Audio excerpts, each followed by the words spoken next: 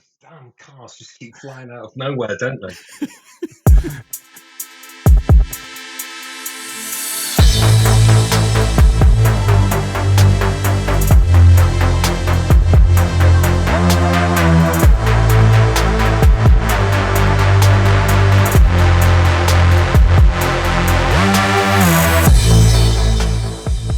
Welcome to Cloud Realities, a conversation show exploring the practical and exciting alternate realities that can be unleashed through cloud-driven transformation.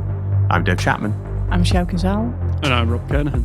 This week we're going to talk about the automotive industry and the connected car. Is it becoming more of a software platform than the familiar vehicle? And amongst other elements of automotive futures, will our emotional relationship to these objects change?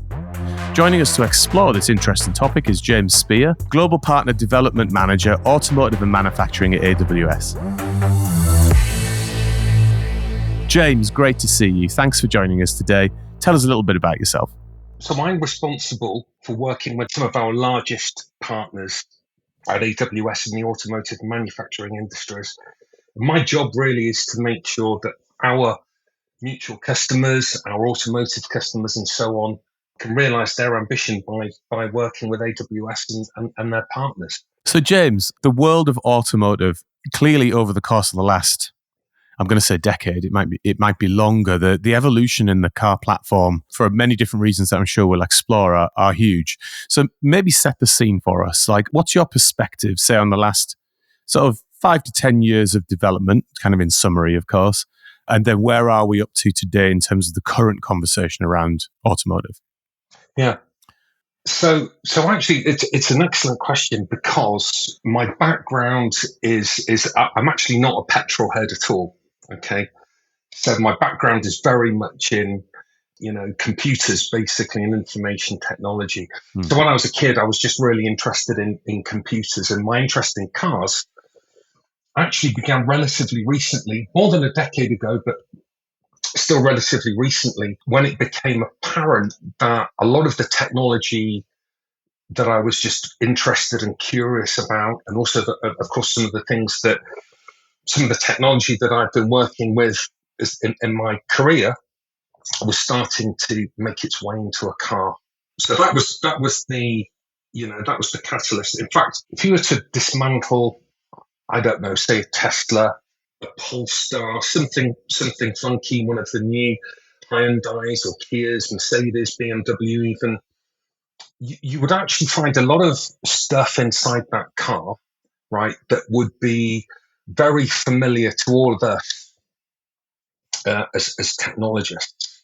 So you will find 32-bit microcontrollers, microprocessors running on ECUs inside the car. 100 million, sorry, not 100 million, 1 or 2 million lines of code written in things like C, C++, even Java and Python. You'll find Linux, auto-grade Linux is a particular variant or distro of Linux for the automotive industry and real-time systems.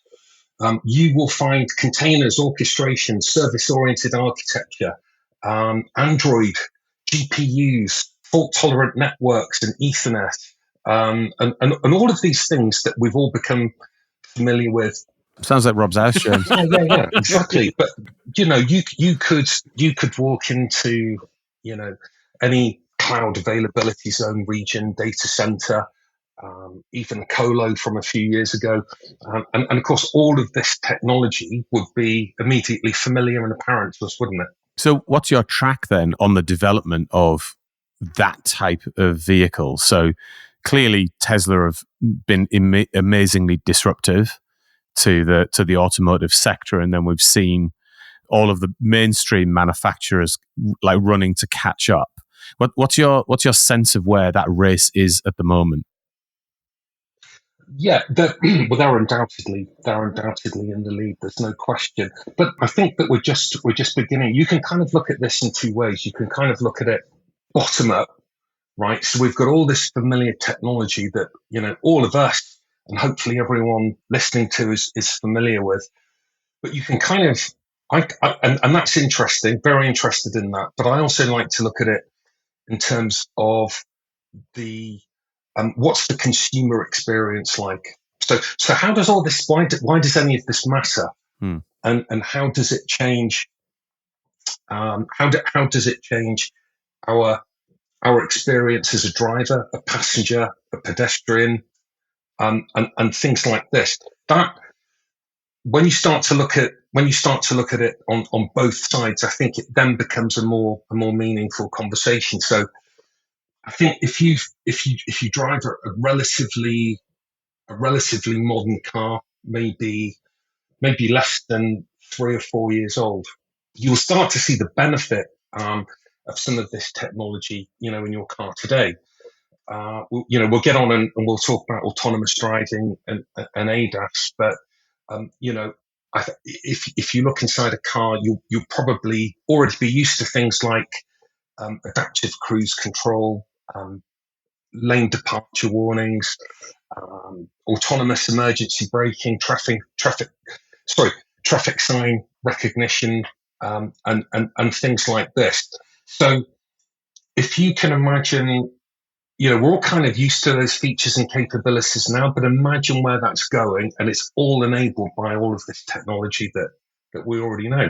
And I remember the first time I was in a car driving it, and it a little warning symbol came up, and it started to take control of the car on my behalf. And I was a bit like, hang on a minute, what's going on? And there was this reaction about I want to turn all this stuff off. And then I went, well, actually, no, it could possibly well save my life in the future. So I'll probably keep it switched on. But again, that's all fundamentally powered by software and sensors and the merging of the two, isn't it? So it's like this revolution that is in the driving experience, fundamentally making it safer and easier is a big change that I've seen in the last few years, but appears to be powered by all the things that you're referencing. Exactly. And of course, the cloud plays a big part in that, because all of the stuff inside the car, of course, is I guess driven by a number of technology innovations. Okay, things like relatively cheap edge compute, lidar, radar, the ability to deploy machine learning and AI at the edge, so that it can make these decisions far quicker and more accurately than a human can. And of course, to create all of that software and to train the models and things like this, all of that happens in the cloud. And then I suppose there's this view of the future coming. I mean, we've seen a revolution. What do you think the future holds? I mean, there's a lot of talk in industry about autonomous driving. There are people who say, well, they'll never turn it on because nobody will accept the risk. But actually, the statistics tend to show that a car is safer than the next one. Where do you think that's going with it's sort of this semi-autonomous capabilities definitely crept in and helping us? Do you think we'll ever get to the point where we sit in the car, open the newspaper, and it drives us to work type Jetsons vision of the future that we all remember? I think our producer already does that, Rob. Well, of course, I suppose the standard answer here is it depends. So, but let me explain. So, I think there are three things. So regulation is certainly one of them. There's no question. And there are some places in the world that take a more progressive attitude to this. I think the automotive industry is highly regulated anyway. So you can't just build a new car and put it on the road. It has to go through different levels of accreditation and validation and things like this, so that it's deemed to be roadworthy. But regulation is definitely one of those things. I think the second thing is technology. There is a huge race at the moment, no pun intended, or pun intended actually, with all of the OEMs, trying to catch up with this technology. I mean, most OEMs now, have all but dropped internal combustion cars. You can probably get a hybrid, but clearly everyone's transitioning to electric. But also, all of those new ADAS capabilities and software-defined capabilities that we were just talking about a minute ago. But that's taking time because OEMs need help. Traditionally, I guess their skill set is really around, mechanical engineering, electrical engineering, electronics, less so with software. But the third thing that I think is often understated is people and humans and emotions. So a lot of people like to feel connected to their car, don't they? They like the sensation of, like an emotional connection. You mean? yeah, exactly. And also they like the sense of driving. They like holding the steering wheel. They like the feedback, right, from the road and the tires back to the wheel. That obviously, the longer you own the car, you might build up an emotional attachment to this object. And I'm wondering, and I don't know the answer, it's a question, how that will impact things. Will there be people out there that have these incredible cars loaded to the brim with technology that they don't really use because they just enjoy driving? Yeah. I guess it's the same as the classic car argument in a lot of ways, which is it sort of makes no sense to have a 50-year-old car that costs you far more to maintain and is far worse for the environment than buying, I don't know, the newest kind of little electric runaround. But there is an emotional connection to that sort of pile of nuts and bolts that maybe people haven't yet developed with some of the newer experiences. Yeah.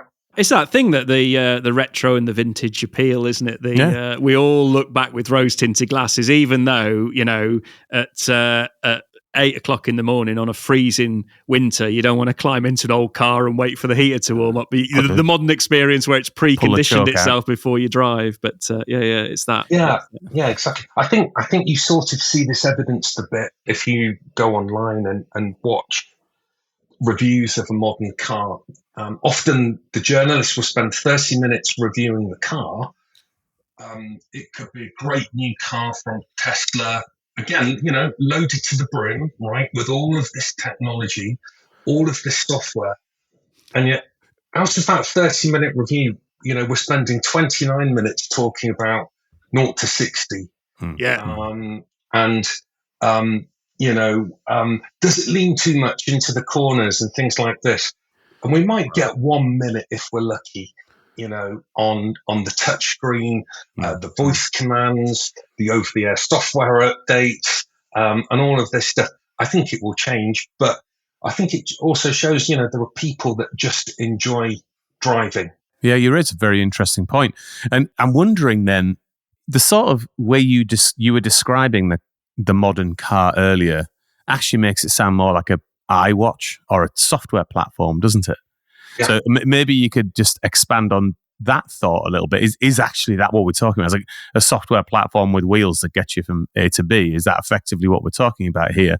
And in that sort of situation, it is going to be interesting to see how and what emotional connections people start to make to those vehicles, isn't it?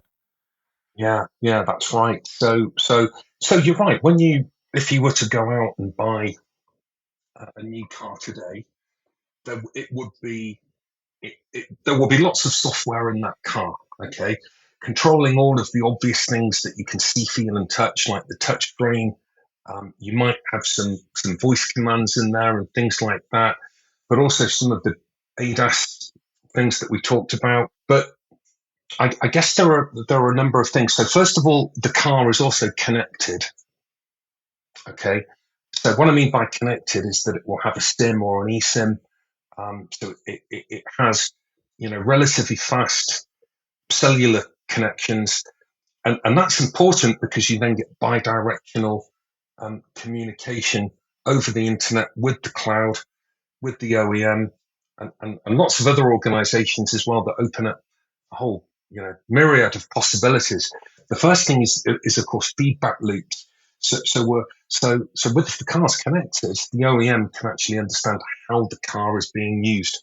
So we talked about, Rob, you mentioned, one of your first experiences where, a warning light pops on, maybe there's a noise inside the car, you have to grab the steering wheel, what's going on? Well, that's valuable information to OEMs. They need to understand when drivers need to make some kind of intervention and maybe override some of the automated capabilities inside the car. And then, of course, there's a big question. What do you do with that information? Was the intervention needed? Was it required? Was it a bug in the software? And if it is a bug in the software, what we then have to do is develop some new software. Then we have to test and validate that software, which is not an easy thing to do.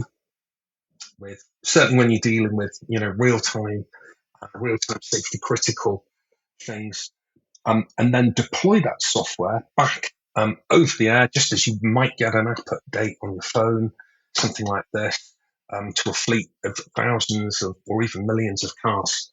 I guess what's occurring to me as you're describing this is that there's got to be a coming together of AI and connected car. And I'm thinking, now bear with me on this. I know where you're going, Dave. Knight Rider, mate. Yeah, I am. I was just thinking, when can I have kit in my car, please, with a turbo boost button? That's what I want. Exactly. Yeah. So James, what kind of time frame are we talking about between now and that? Well, of course. Actually, do you know what? I'd love one of those as well. But being responsible, we can't have turbo boost, can we? Not today. Not today. I think that would be a regulatory challenge. Exactly. Don't we need AC boost? Why can't I jump my car through a lorry? I want to jump my car through a lorry on the way to work. I know. I should have the rights to do that. Yeah. But we need some kind of electric boost. Right? That's right. Yeah, that's what I mean. We need some kind of jolt of electricity into the car. So we can jump through lorries, Rob. Exactly. Yeah. Just like the idea of unsuspecting lorry drivers on the way to work and cars firing. Yeah. Absolutely. I had another one this morning. Another one, Jim. They're like, it's the third this week. We'd all buy one. Take my money now. I'll have it. Yeah, thank you. These damn cars just keep flying out of nowhere, don't they? You can imagine shortcuts would be a lot easier. You could jump over the fence to work and park. Yeah. Or when you're stuck on the motorway and you can see the junction just far enough away. Yeah. Come on. I need the toilet. So in this world, then we're sort of joking, obviously, about that, but it is pretty funny. But like say the presence in the car is actually the manufacturer that you're dealing with, right? I mean that's the real presence and personality in one of these connected cars. You're sort of buying into BMW or Mercedes or Tesla or whatever it might be. Their aesthetic. It's almost like buying Apple versus buying Dell or whatever that might be. So what's the changing nature, do you think, between the driver and the consumer and the auto manufacturer in the future? Because it seems to me that the auto manufacturer and what they need to bring to the consumer is very profoundly different. It goes much further than just, say, the connected car itself. Yeah, absolutely. And there are hints of this now. So clearly, automotive OEMs need to build, their brand and their personality, if you like, into that digital experience inside the car. At the moment, I mean, you could say that Tesla are sort of doing that, because you do see glimpses, right, of Elon Musk's personality in your Tesla, don't you? I was exactly going to say that, like the doors doing a dance or like the block cushions and stuff fun, like isn't that. It creates it changes the experience to a bit of fun. Yeah, exactly. So if you, I don't know if it does sound silly, but most people will get it. I think if you think about any OEM brands that you can think of, they all kind of have a reputation, don't they? Some have a reputation for being, I don't know, like a racy, sporty brand, a reliable brand, an off-roady kind of rugged, outdoory type brand. Maybe some of these, if you like, brand personalities will make their way into the software inside the car. So I think that's one thing. The other thing as well is personalization. So we're kind of used to personalization, right? So when you buy a car, you can personalize it to some extent, can't you? So if you're buying a new car, you can choose the color, you can choose the wheels, things like this. But the personalization kind of stops there. Clearly, with a software-defined car, there was a big opportunity for that that personalization to continue during the owning experience, right? So, for example, let's say you, every Friday morning on your way to work, as a habit, you stop off at your local, I don't know, I'm not going to say any brand, your local coffee drive-through, right, to pick up your triple, when Rob's case maybe is quadruple, caramel latte or whatever it was, right? Very briefly, speaking to someone who had a triple shot cappuccino this morning, and it's now 2:45 in the afternoon. Yeah. Oh dear, have I been buzzed up today? It's like it's pretty bad. It's pretty bad. Anyway, I'm in danger of digressing into a caffeine thing. So back to you, James. No. I'm in the mood for a cup now. Yeah, Can you imagine it? Yeah. So of course, I mean that's just a trivial example, but when you think about all the different journeys that you make in your car, surely there's an opportunity there for the car to identify some of these patterns. And if you can identify these patterns, you can start to do more useful things. You know, you can start to order your quadruple frappuccino thingy, and before you've even left the home, and have that drink ready for you at the point you get to the drive-through, because you know the car just knows that's what you do every Friday morning anyway. What you ordered, what route you would go, check the traffic on that route, work out what time you might get there. Yeah. Well, I remember the time Google did that for me on Maps. It basically sent me a prompt. I clicked it. It went, on Thursday, you always drive here. Traffic's a bit snarled up. We recommend you take this route. And I was like, that's useful and scary in similar measures, that, you know, it's that level of understanding that you're able to say you probably want to do something different today. And that was quite surprising. But then you sort of thought, wow, there's so much more the system can do for you if you trust it and you want to. So I suppose there's a big part about the OEMs, which you're on about, James, is we have to trust them to allow them to do this for us and give them our data. So there's got to be a form of, I trust you as an organization. I'm happy for you to know things about me to allow me to get the convenience of it, which is a debate in society that's been raging, and it's now going to turn up in our car, isn't it? Yeah, of course. Absolutely.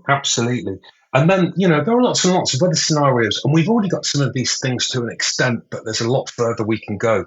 So, you know, the integration between your car and your home, and the ability to turn the heating on in the winter when there's some kind of trigger that recognizes, okay, I've left work, I've got to the train station, now I've got back into the car, I'm 15 minutes away from home, or maybe a bit more than that, so that you can optimize when the heating's switched on so it's nice and warm when you get home, things like that. You get some of these things now. Sometimes you need a bit of manual intervention, but I think there's a lot more that we can do.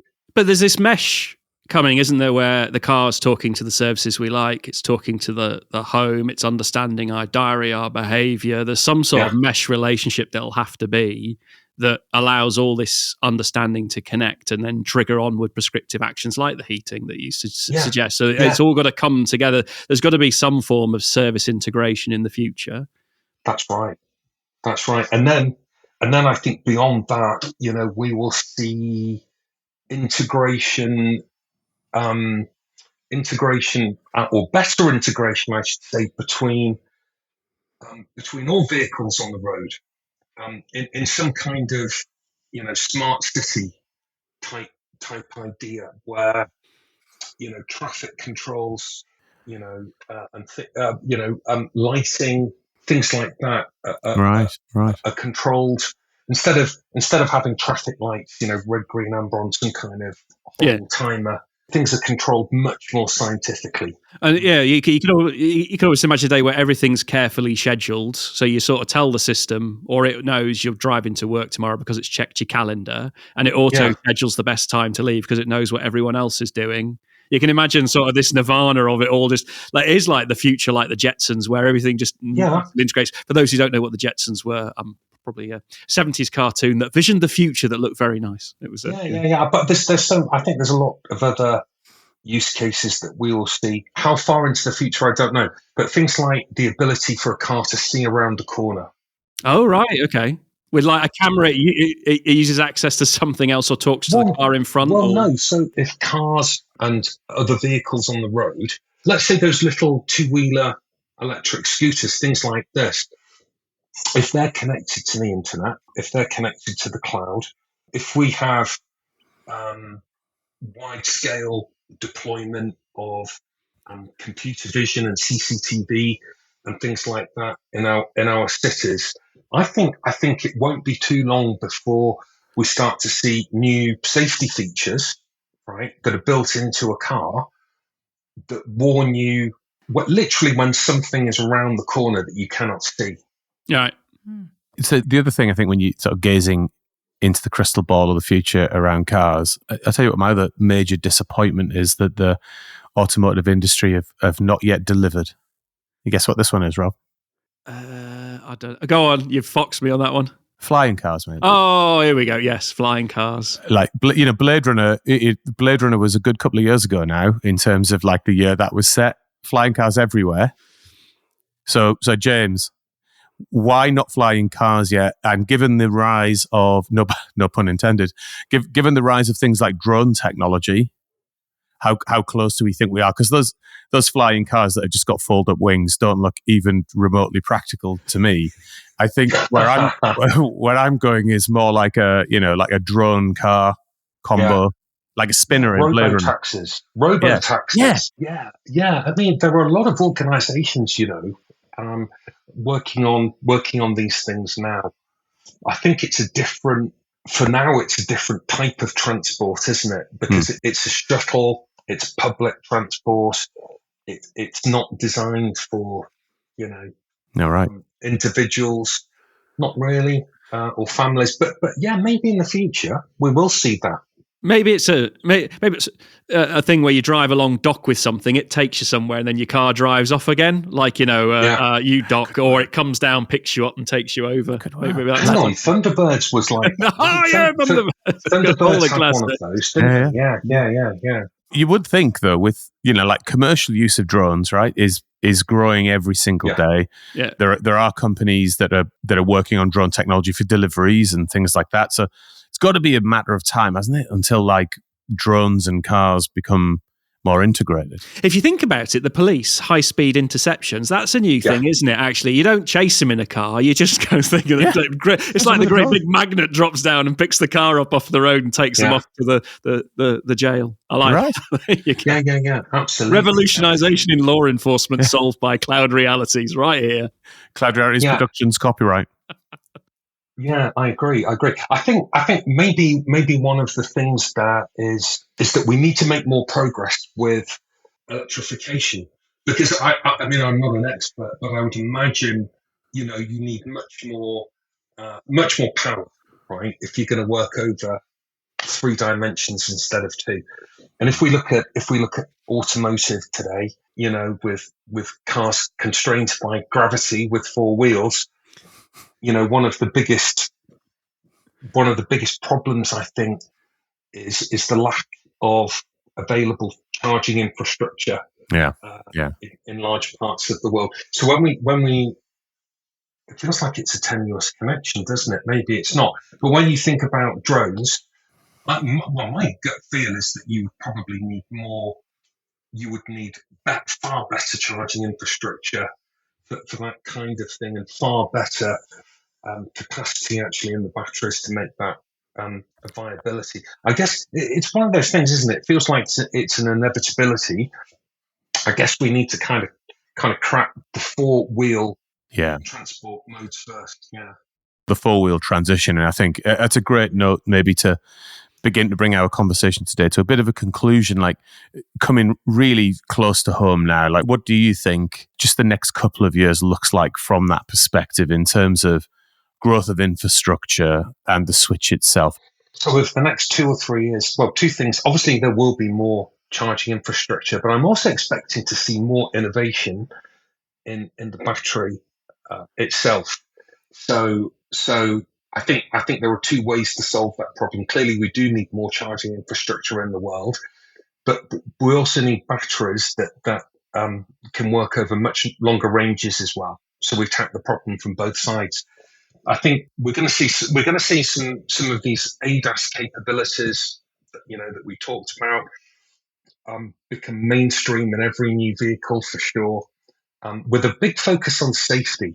I think that when different countries and governments and regulatory bodies around the world start to see some of the safety benefits of autonomous driving in general, my expectation is that regulation will be not relaxed, but will be more permissive for those kinds of things. So over the next 2 years, those are probably the main things I think that will happen.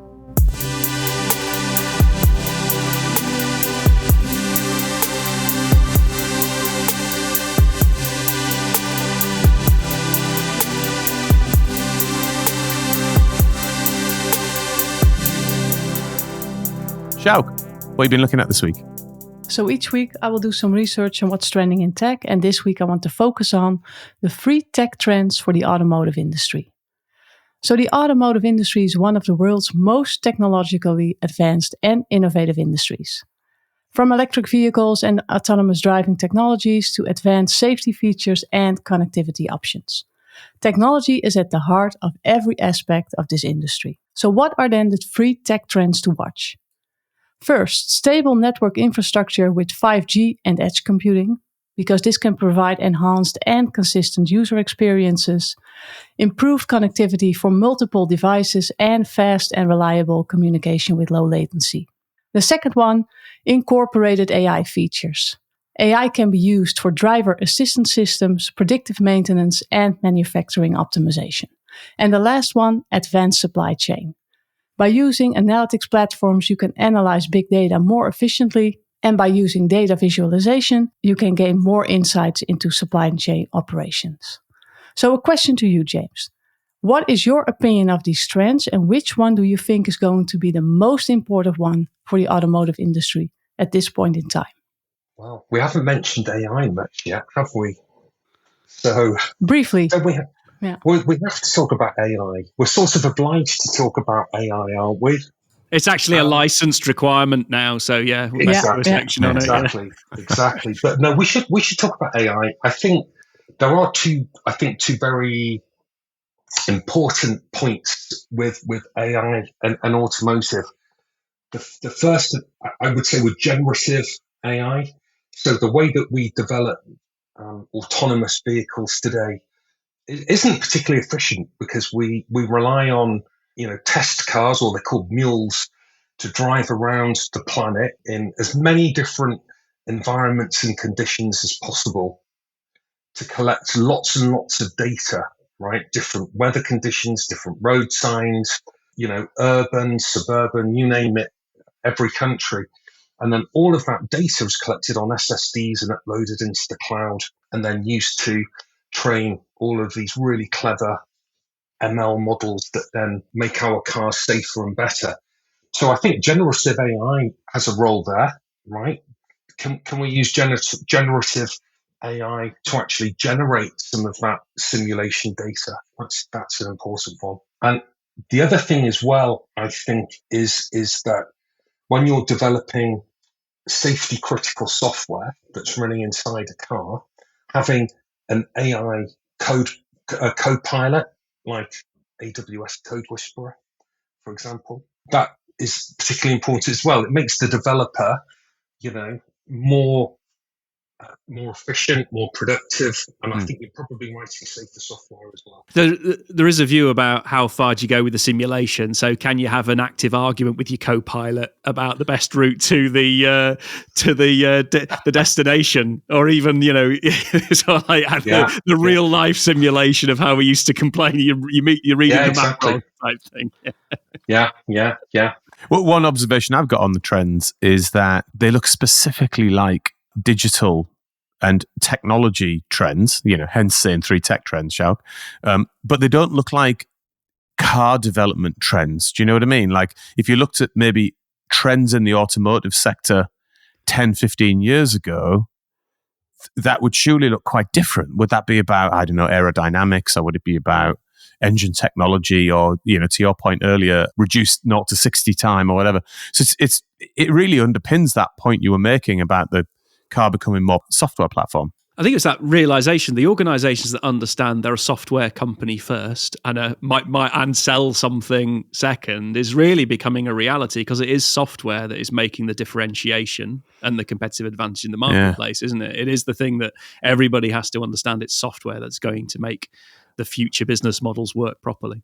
It's interesting though, isn't it? Because whilst I'm obviously an advocate of that, and you can see that in many sectors today, there is something about this particular topic and the emotional relationship that we were talking about earlier. And, the fact we've all had so much to say about, our childhood views on what cars are and things like that there is just something so resonant there that I sort of hope we don't lose in this race to having utility vehicles, Well, it's that thing, like, you always remember the first time, or the times you remember when you accelerated really quickly on a motorcycle or a car or something like that, and you had that experience. And there is something visceral and tactile about the car driving experience, like you said, the connection with the road and the feedback and everything else. It's like almost maybe we see a divergence of the utilitarian vehicle, which just does everything for us and drives us to work and we read the paper, and then the experience version of the car, which is I get feedback and I have fun and I enjoy myself through the driving experience. And maybe there'll be two things that just diverge.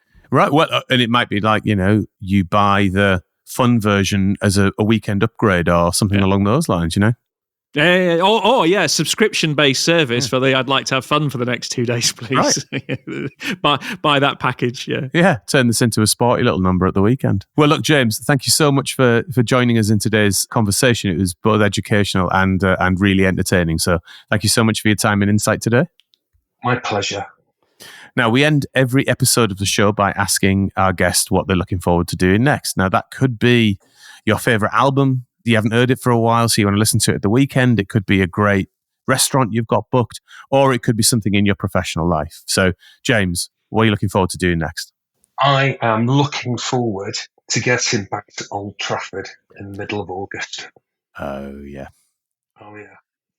The start of the new football season, it's just a calendar highlight, isn't it? Rob, what team do you support again? That would be Everton, David. Yes. Everton. Although I was at Goodison Park when they scraped it through in the Premiership, which was an amazing experience, and the crowd went nuts. So that is a very memorable experience. I'm with you, James. There's nothing quite like the football stadium on an exciting football game. So, yeah. Exactly, yeah. How did Man U do against Everton in the last season, James? Don't say it, James. Yeah. You don't have to say it. Don't bring it up. Please don't bring it up.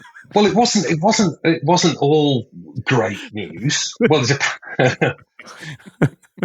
I think. Well, we came out on top, but I'm not going to say too much. Rob's going to edit this, isn't he? Yeah. Edit point, Ben. Take everything out about Everton football. No, yes. I was at one of those games, and it was entertaining if you're a Man U supporter, and I'll leave it at that.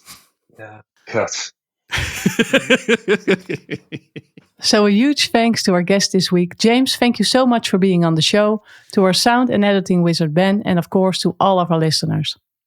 We're on LinkedIn and Twitter, Dave Chapman, Rob Kernahan and Sjoukje Rob. Feel free to follow or connect with us and let us know if you have any ideas for the show. And of course, if you haven't already done that, rate and subscribe to our podcast. See you in another reality next week.